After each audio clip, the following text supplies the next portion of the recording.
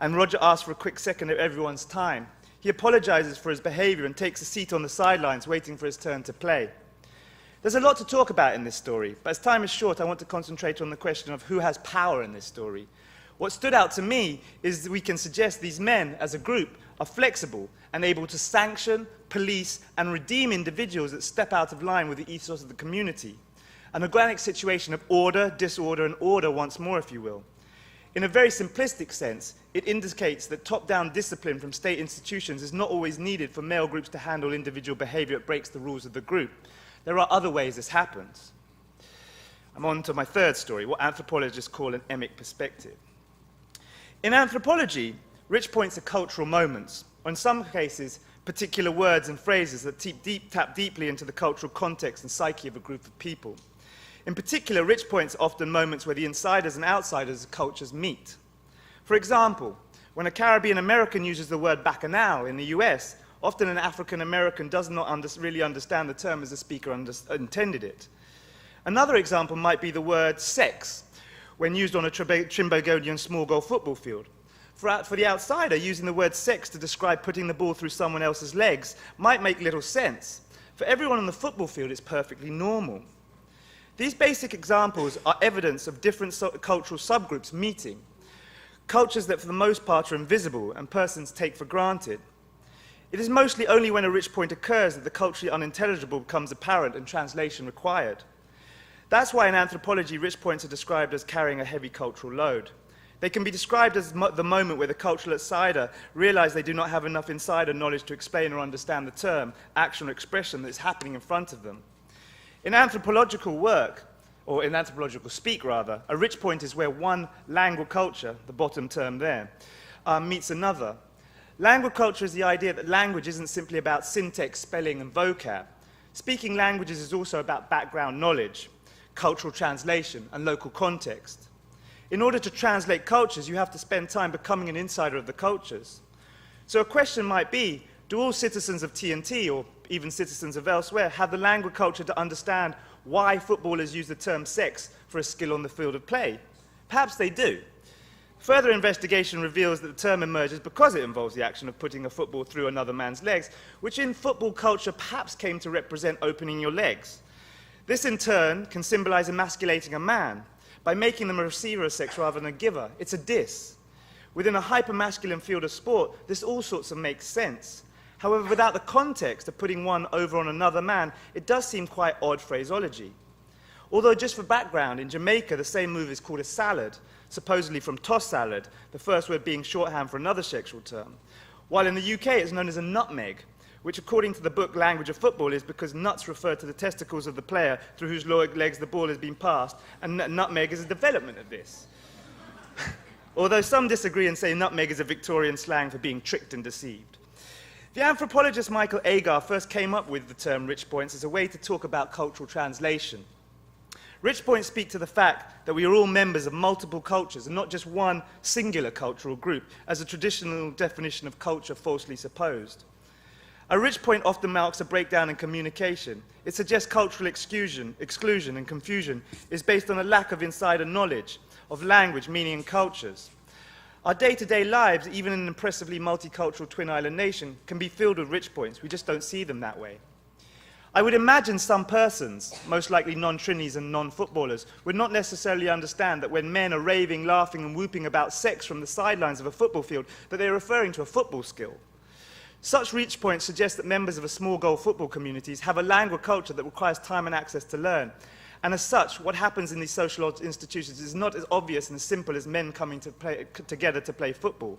Behavior, worldview, and culture are all being made under specific environmental conditions. So I'm going to conclude now, a little kind of summary of these three stories. These three stories are just a glimpse into the world of small goal football, but they help us to conceive what the phenomenon and social institution of small goal football in the Caribbean can mean in the lives of Caribbean people in three distinct ways. One, we learn about the uniqueness of the Caribbean social reality and how the scars of our Western history, such as racism and class stratification, can be remade through sport under a banner of continuity and change. Number two, we learn about sport and masculinities, in particular racial politics, hierarchy, and white supremacy between men, and how the everyday qualities and masculinities in Trinidad can be both reorganized and reinforced on the field of play to maintain order and discipline without any formal structure.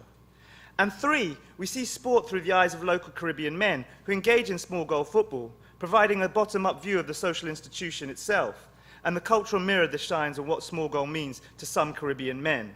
Or put in anthro-speak, we learn that sporting groups have language culture that might exclude some and include others, thereby constructing community and group boundaries amongst men and also perhaps across gender. Thank you very much.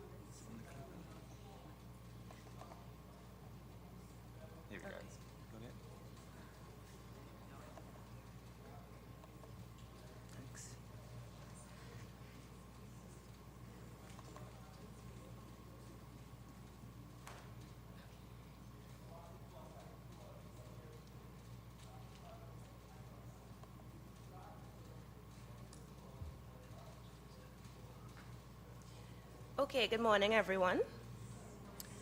My name is Stephanie Leach, and I'm a master's student here at the Gender Department. I just want to say that I know that in the abstract it says that I'm presenting with the title, Do You Have the Balls to Play Ball? But today I'm presenting for girls that play on the offside, centering sexuality and gender in women's football development policy. So it wasn't misadvertising as such, but the first draft was called Do You Have the Balls to Play Ball? And by the time I had finished the paper, the title had also changed. I just also like to say that this is my first time presenting at a conference. So if I get nervous or I talk too much or too long, just forgive me, okay? Okay, so this is just a little summary of what I'll be going through today, since the abstract would have changed, and I'll be going through it as well. Okay, so our national football teams are called Soca Warriors and Soca Princesses. So I think you can guess which one refers to the male team and which one refers to the female team. So these are some images that I got, you know, what a princess and what a warrior looks like, and you can see that the titles that are given to these teams are not merely representational, but reflect the highly gendered arena of sport. So here's a picture of what the Soca princesses actually look like, and I don't know if they look very much like what princesses should look like. You can be the judge. So based on my own experiences as a female athlete and the largely shared experience of heterosexist discrimination that exists within women's football, I would like to consider how the state and its agencies have obscured the centrality of sexuality to how women experience football, its consequent lack of response to the sexually oriented and gendered needs of athletes, and how this erasure is in conflict with the development of women's football. Drawing on the content of various national and regional policies, I will demonstrate how a women's sport policy can benefit from an intersectional approach and strategic collaboration in an attempt to nurture a more nuanced understanding of female athletes based on the unique environment that support provides for the intersections of sex, gender, and sexuality. So according to Rhoda Reddock, competitive sport has often been described as a mechanism for valorizing masculinity.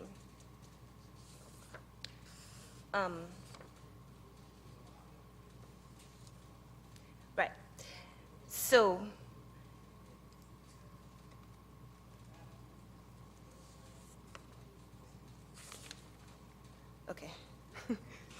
see the nervousness is kicking in, forgive me. Right. So, in addition to the sexism that exists in football, you see a comic here, right?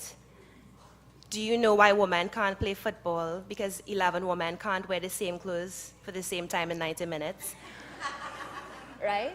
Which is playing on gender stereotypes of women. And the second image speaks to the sexualization of female athletes, right? But these are just the ways that sexism manifests, but what are the real implications for female athletes?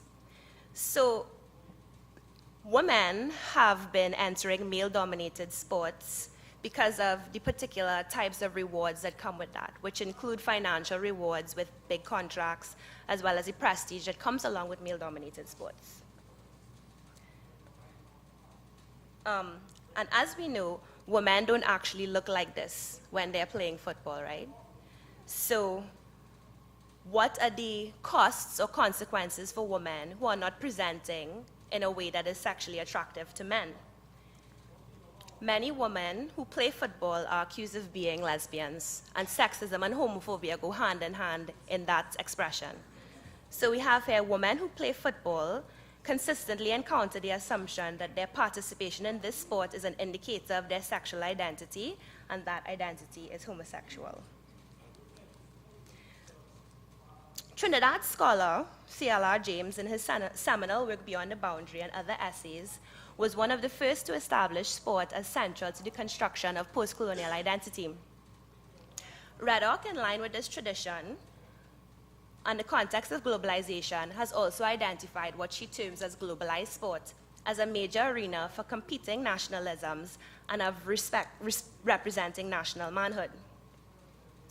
She notes that in addition to international sport becoming an area of increasing commercial importance, investment and profit, it is also a mechanism for national pride and international prestige, particularly for the countries of the economic South. And these sentiments were also echoed by Professor Coakley on the opening event. So here we see how the overlapping of individual masculine identities, athletes, and the construction of the state as masculine through sport. There's also a strong sense of national pride attached to the sporting achievements of Trinbagonians, seen in the government's willingness to grant national holidays to commemorate these occasions, including the Soca Warriors' defeat of Bahrain in 2005, which marked the country's first time qualifying for the World Cup, or Keshawn Walcott's return to Trinidad after receiving the country's second gold medal at the Olympic Games for javelin in London 2012.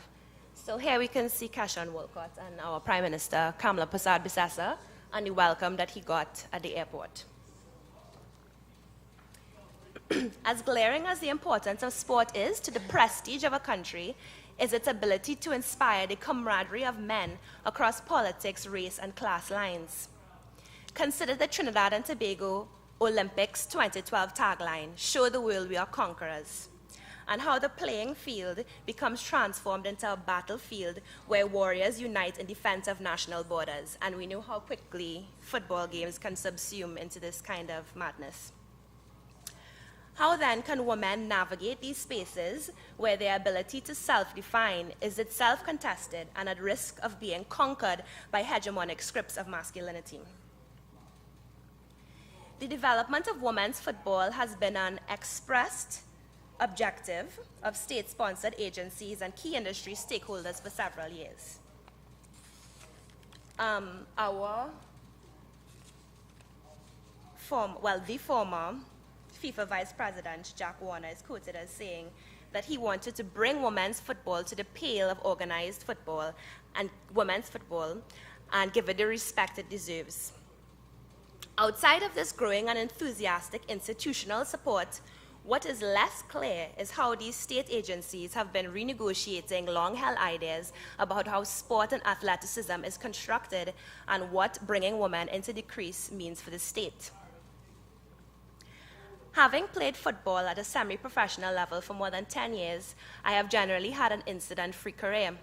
My identity as cis-female, which means your gender matches your sex, has allowed me a pass, relieving me of any discriminatory remarks or practices that may have been directed toward more masculine presenting comrades. This, however, did not save me from the sexist onslaught I endured under my last coach at the Queen's Park Savannah Football Club. I and other female players were subject to constant heckling by British coach Terry Fenwick, who invoked sexist language at every training session. His misogyny culminated in this email. You can read it for yourself. This is an excerpt.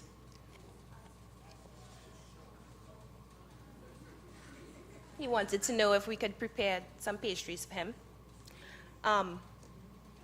So Fenwick, a veteran footballer, coach, and manager who boasts of being the best and most qualified coach on the island, is noted for his outspoken, combative style, saw no conflict of interest within his capacity as coach to reduce his players to domestics whose main priority should be baking his favorite dessert. A few weeks later, a female player was dismissed because of her promotion of the Add All 3 campaign, which advocates for the inclusion of age, HIV status, and sexual orientation to